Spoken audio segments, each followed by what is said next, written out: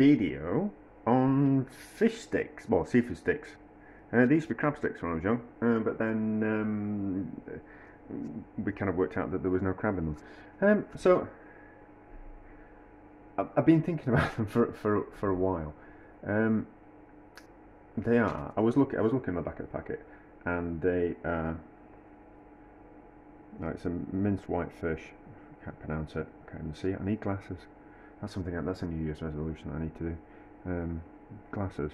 So they're a mixture of lots of different things,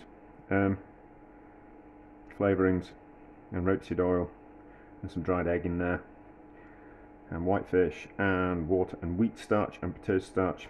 So let's have a taste of them. I haven't tasted them in years. They used to taste of crab. I'm presuming it was just crab flavouring, but I was kind of thinking what we could actually do with them, because they were. It's £1 for 250 grams. So that's the cheapest fish that you'll find, to be honest. £4 a kilo. That's cheaper than ham, and ham is pretty much the cheapest meat. So let's have a taste before we decide what I'm actually. Well, I had a thought about what I'm going to do with them, but let's just have a taste first. Oh, they've got a plastic wrap on. Ooh, that's not good, is it? We don't like plastic. So let's just try it and then see what we can do with it.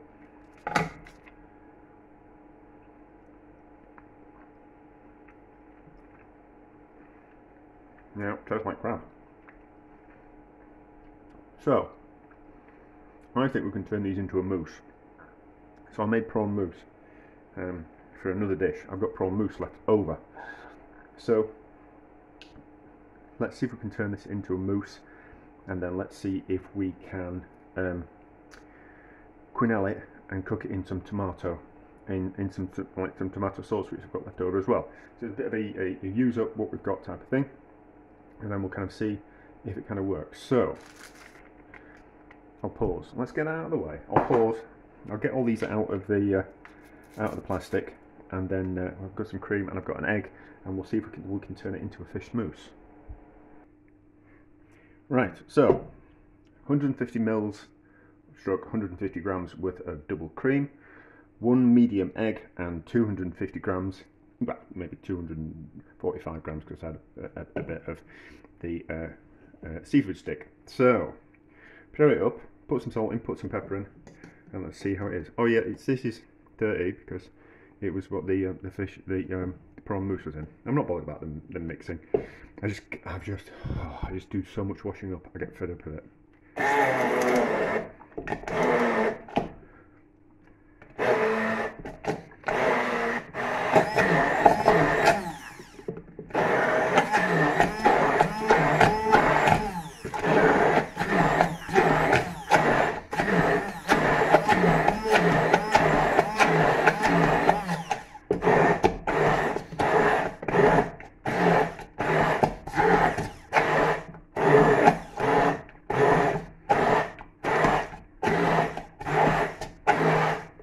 That seems to work. Right, let's give it a taste.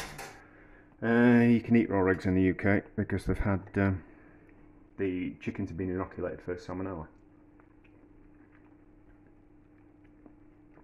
That's pretty nice. What's it taste like compared to this? It makes all the flavourings. It's in there, but that's pretty good, is that? That's pretty good. So let's see if we can form it into shapes and then poach it in some tomato sauce. I'll pause again, I'll move things around, and then you won't see how dirty my cooker is. Right, so tomato sauce. I didn't have just quite enough, so I've just pureed up a tin of cheap tomatoes and bulked it out. A bit more salt and pepper. So I think the prawn mousse has been in the fridge overnight, so it's going to be easier to quenelle. I don't quenelle very often anymore.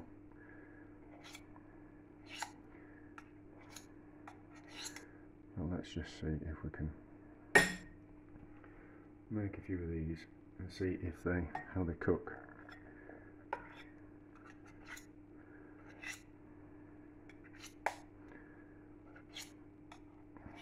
some people can quenelle one-handed with just the one spoon on the side of the container. I'm not that person. So if we do 4 of each, and then I've just got a plan. There's something else I wouldn't mind trying.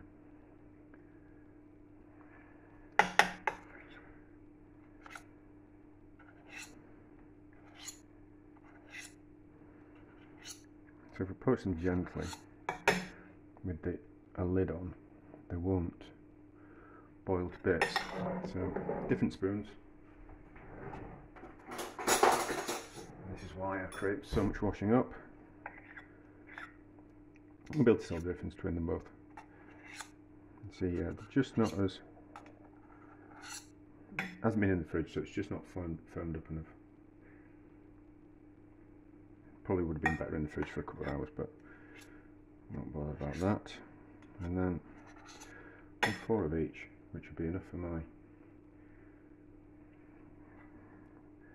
evening meal. And we'll get an idea of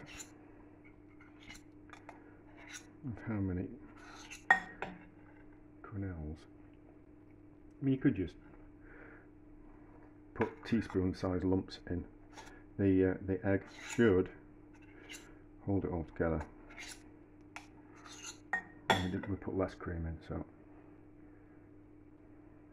it should hold together. So what's that? We would have got another 1, 2, 3, 5, another 10 quenelles at a push, I think. 10 quenelles at a push. So gentle simmer, gentle simmer. I'll put a lid on it and we'll give it,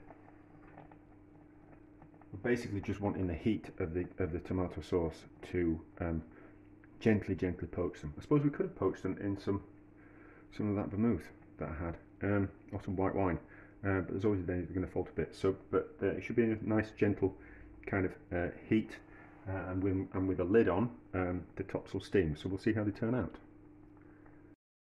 Right, they've spit out a bit. Let's have a look at one. Let's have a look at one. I think potentially needs. Oh no, they're holding together. That's not too bad. That's not too bad. I mean, probably needs a slightly. That's the prawn, isn't it? Oh, this is the prawn. Oh, let's get one of each out. I mean, they're really soft. So let's have a see. So potentially just the egg and not the cream, and make them more like a dumpling. That's all right though. Hang on, just flash around with something on the back of the stove. So that's nice. That's nice, is that?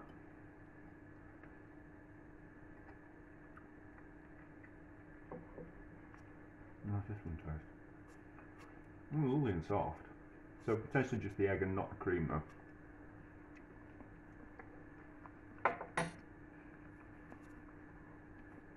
You know, you'd never know that was a seafood stick.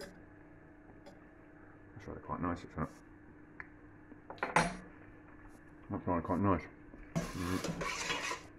So, I think that's a success. I think that's a success. I mean, not particularly robust. Not particularly robust.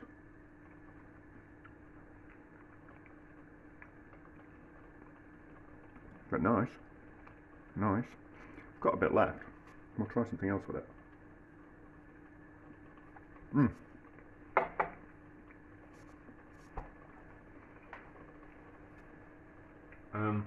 Yeah.